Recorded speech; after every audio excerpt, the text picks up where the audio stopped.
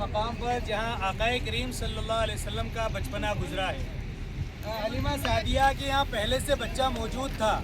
لیکن اس کے باوجود بھی شہر مکہ جا کر کے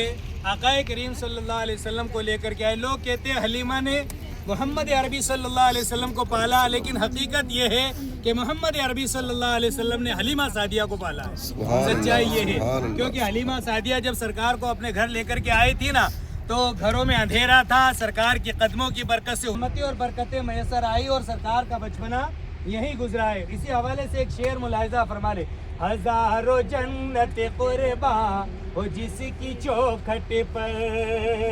ہزاروں جنت قرباں ہو جس کی چوکھٹ پر،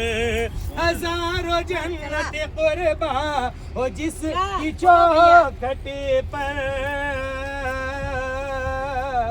حلیمہ بھی کسی جھوپڑی سے عشق کرے، حلیمہ بھی کسی جھوپڑی سے عشق کرے۔ آئیے، حلیمہ سعدیہ نے جہاں سرکار صلی اللہ علیہ وسلم کو لا کر کے اس قبیلے کو آباد کیا تھا، آج اسی مقدس سرزمین کو اللہ کی بارگاہ میں وسیلہ دے کر کے دعا مانگتے ہیں: مالک و مولا، ہم تو گنہگار